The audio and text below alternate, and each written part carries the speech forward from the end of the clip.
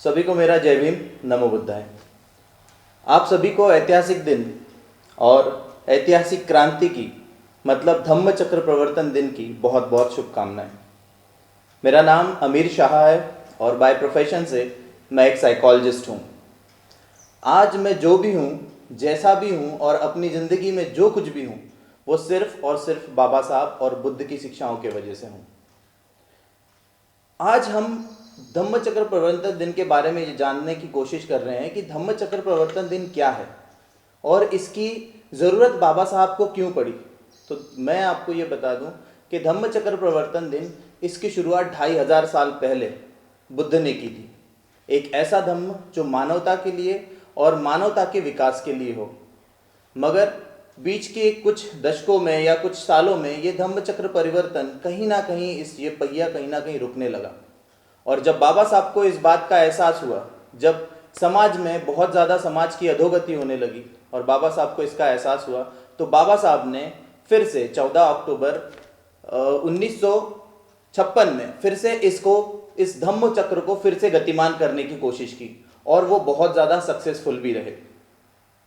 दोस्तों, आज धम्म चक्र परिवर्तन दिन के बारे में मैं आपसे कुछ ऐसी चीज़ें शेयर करूंगा जो कि शायद आप जानते हैं, लेकिन आपने उसको सोचने के लिए शायद उतनी मेहनत ना की हो। 1935 में बाबा साहब ने एक घोषणा की थी कि वो धर्मांतरण करेंगे। उन्होंने उस वक्त कुछ ऐसे कहा कि हिंदू धर्म में जन्म लेना ये मेरे बस में नहीं था, मगर हाँ, हिंदू धर्म में मैं मरूंगा नहीं। अब सोचने वाली बात यह है कि बाबा साहब ने ऐसा क्यों कहा। बाबा साहब ने हिंदू धर्म से जाने की और बाबा साहब ने नए धर्म को अपनाने की बात क्यों कही। अब यहाँ सोचने वाली बात फिर से ये है कि वो ये बात बाबा साहब ने उस समय कही जिस समय हमारे देश में, हमारे समाज में पूरी तरह से हिंदू धर्म का पगड़ा था। लेकिन मैं बाबा साहब को तहे दिल से बहुत शुक्रगुजार हूँ उनका कि उन्होंने उस समय इतना कठोर और इतना मजबूत, इतना क्रांतिकारी निर्णय लिया। हालांकि इस घोषणा के बाद कई सारे लोगों ने बाबा साहब का विरोध किया, बाबा साहब को अलग अलग चीज़ों से उनकी बेइज्जती करने की कोशिश की, उन्हें धर्म विरोधी कहा गया, साथ साथ उन्हें ये कहा गया कि वो देशद्रोही हैं, यहाँ तक उन्हें कह दिया गया। मगर बाबा साहब का इस पे सीधा सीधा मानना था।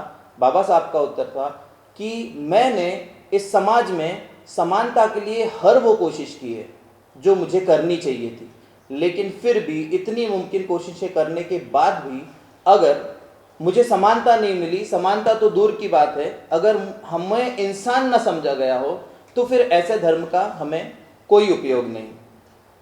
जो धर्म इंसान को आपस में बांट दे, जो धर्म इंसान को इंसान ना समझे, जो धर्म जाति पाति के आधार पे हो, जो धर्म कोरी कल्पना और पाखंड के आधार पे हो, जो धर्म सत्यता, मानवता, विवेक या फिर समता, बंधुता, न्याय के आधार पर ना हो, ऐसे धर्म का देश में भी, समाज में भी और व्यक्ति में भी और पूरे विश्व में भी घातक परिणाम साबित होता है।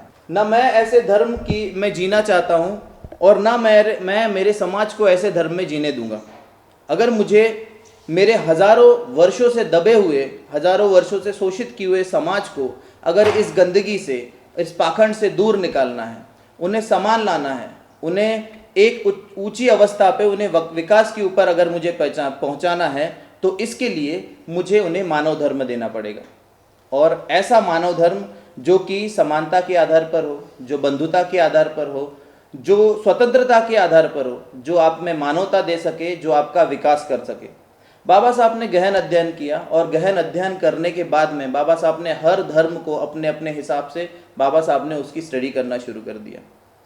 लेकिन बाबा साहब के सामने हर धर्म कहीं ना कहीं कम साबित हुआ, क्योंकि हर धर्म, चाहे वो मुस्लिम हो, चाहे वो सिख हो या कोई और भी धर्म क्यों ना हो, ये सारे धर्म सिर्फ और सिर्फ ईश्वरवाद के आधार पे थे। बाबा साहब ये समझते थे कि अगर ईश्वर हमारे लोगों में फिर से डाल दिया गया तो कहीं ना कहीं हमारे लोग धार्मिक गुलाम हो जाएंगे, और जब हम धार्मिक गुलाम हो जाएंगे तो फिर से हम और हमारा समाज, हमारी मानवता खतरे में आ जाएगी और हम पूरी तरह से गुलामी की ओर फिर से चले जाएंगे। बाबा साहब इस बात को जानते थे और बड़ी अच्छी से जानते थे। इसलिए बाबा साहब चाहते थे कि कोई भी ऐसी बात ना हो या मैं कोई भी एक ऐसी कड़ी ना छोड़ूं जिस वजह से मेरा समाज जो है वो फिर से गहराई में या दलदल में चला जाए।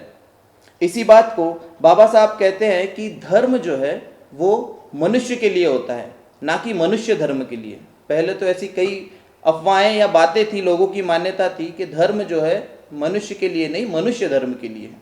लेकिन बाबा साहब ने इस बात को खारिज किया और बाबा साहब ने बताया कि धर्म मनुष्य के लिए है। वो धर्म जो स्वतंत्रता, समता और बंधुता को दे, वो धर्म जो इंसान को इंसान बनाए। आप खुद सोच के देखिए कि आप आज जिस धर्म को मान रहे हैं, जिस धर्म के बारे में आप सुबह से शाम तक उस धर्म की आप प्रैक्टिस कर रहे हैं, क्या वो आपका धर्म आपके तर्क के आधार पे, आपकी सत्यता के आधार पे, आपके इंसानियत के आधार पे खरा उतर रहा है? और अगर वो खरा नहीं उतर पा रहा है तो इसके पीछे कारण क्या है? हम इस धर्म को खरा ना उतरते हुए भी सुबह से शाम तक प्रैक्टिस कर रहे हैं, लेकिन फिर भी हम उस धर्म की सत्यता नहीं जानते। तो दोस्तों, मैं आपको ये बता दूं कि ये धर्म की जो सत्यता है वो आज से नहीं तो हज़ारों साल पहले से आई हुई है। इसका अगर हम एग्जाम्पल दें तो हम देखते हैं कि बहुत ज़माने पहले जब इंसान आदिवासी हुआ करता था या आदि मानव हुआ करता था, तो उस समय उसका कल्चर और सभ्यताएं अलग थी। उसमें स्त्री पुरुष समानता भी थी और किसी भी तरह का धर्म जात भेदभाव नहीं था। धीरे धीरे वो एग्रीकल्चर की तरफ बढ़ा, मतलब खेती की तरफ बढ़ा, और उसका विकास होने लगा। जब उसका विकास हुआ तो उनमें कुछ अपनी जीवन जीने की शैलियाँ और पद्धतियों का आविष्कार होने लगा। ये जीवन जीने की शैली, ये जीवन जीने की पद्धत जो मानव को मानव के साथ में जोड़ के रखे, इसी पद्धत को, इसी तर्क को धीरे धीरे धीरे धीरे धर्म का नाम मिल गया। तो धर्म मतलब क्या? धर्म मतलब ये वो सत्यता है जो हमारे जीवन जीने का आधार है। लेकिन मजबूरी की बात यह है या दुर्भाग्यवश बात यह है कि धीरे धीरे इस धर्म में न जाने कहाँ से पाखंड आने लग गया, और ये पाखंड ने हमें एक नई संकल्पना का इंट्रोडक्शन कराया, और वो संकल्पना थी गॉड, ईश्वर या भगवान। ये गॉड, ईश्वर या भगवान संकल्पना आई कहाँ से? तो ये संकल्पना आई उन रूढ़िवादी लोगों के दिमाग से, उन पाखंडी लोगों के दिमाग से जो इस समाज को पूरी तरह से कंट्रोल करना चाहते थे, दबा के रखना चाहते थे, जो मानवता को पूरी तरह से खत्म करना चाहते थे और सिर्फ खुद का फायदा चाहते थे। इस समय में मानव धर्म खतरे में आने की कगार पर पहुंच गया। अब इस सिचुएशन में अगर हम देखते हैं तो हम धीरे धीरे गुलामी की तरफ बढ़ते जा रहे हैं। ये गुलामी सिर्फ एक प्रकार की नहीं है, इस धर्म ने हमें कई प्रकार का गुलाम बनाया है।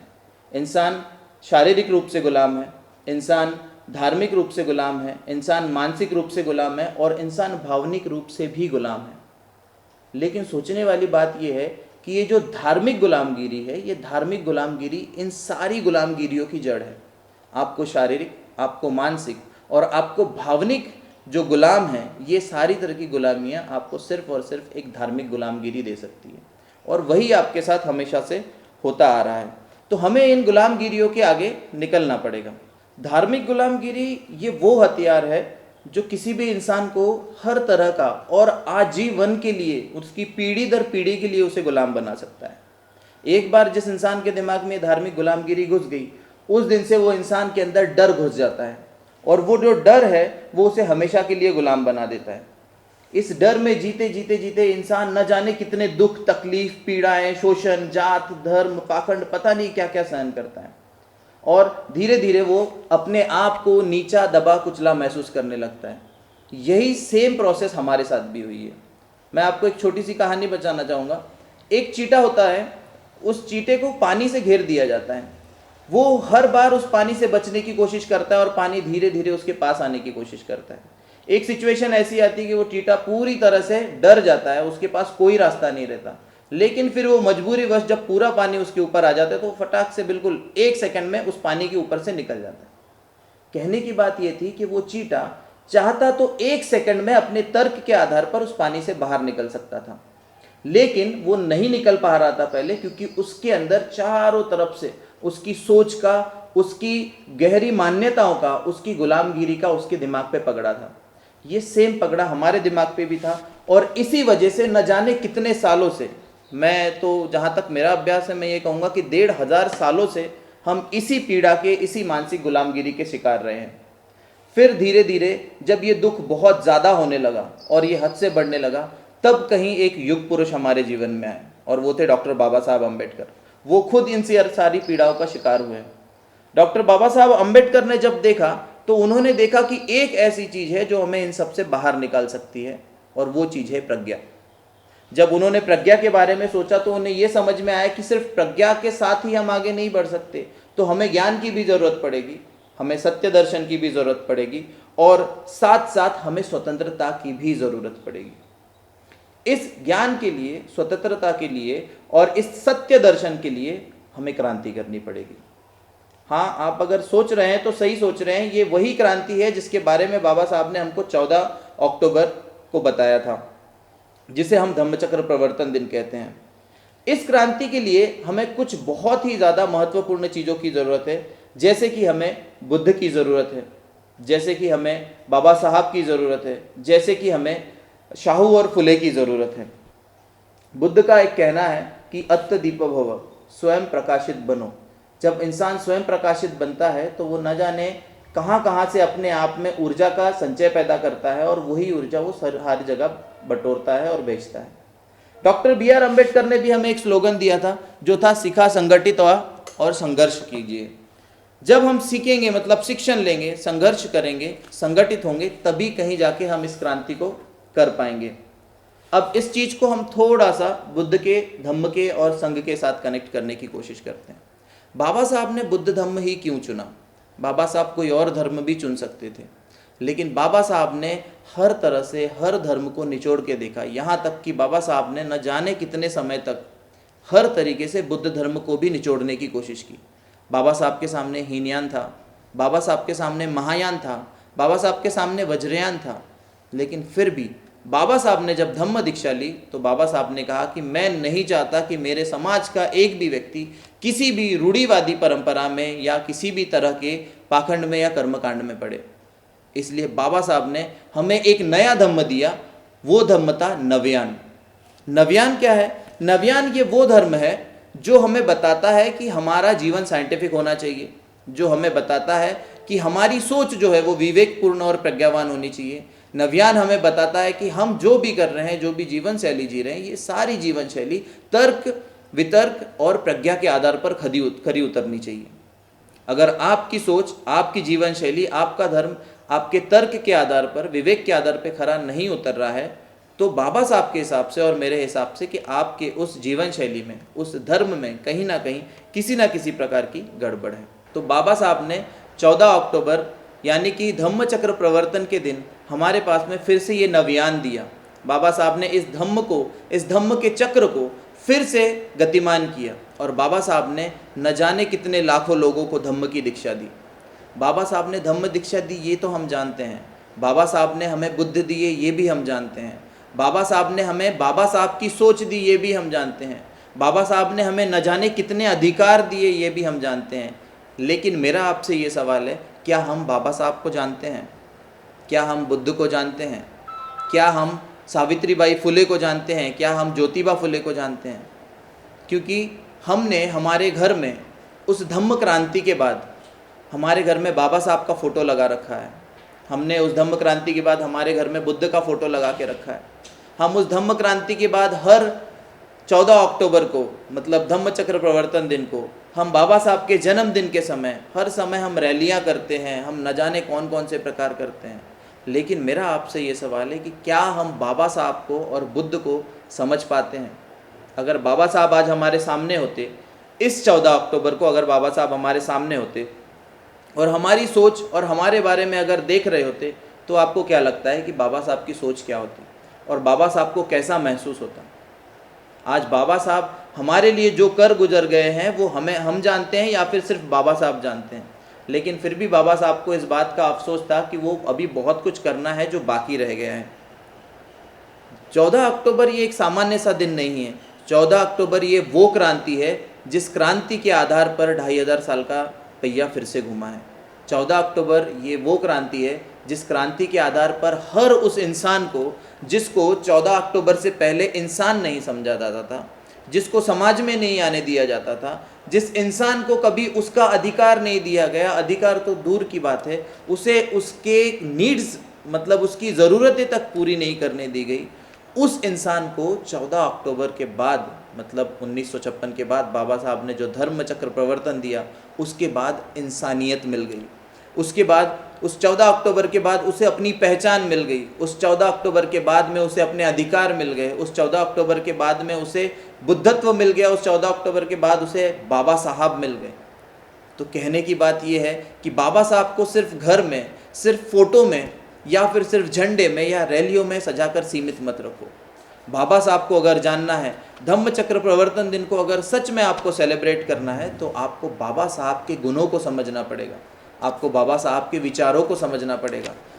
बाबा साहब ने अपनी स्त्री पुरुष के लिए समानता के लिए जो किया वो समझना पड़ेगा, स्त्रियों के अधिकार के लिए जो किया वो हमें समझना पड़ेगा।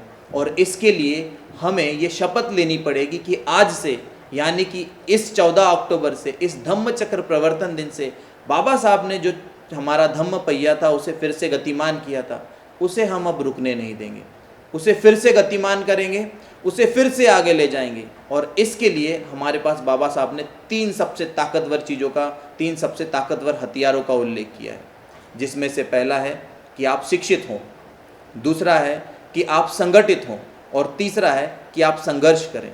लेकिन संघर्ष करने के लिए आपको संगठित होना पड़ेगा, संगठित होने के लिए आपको शिक्षा लेनी पड़ेगी।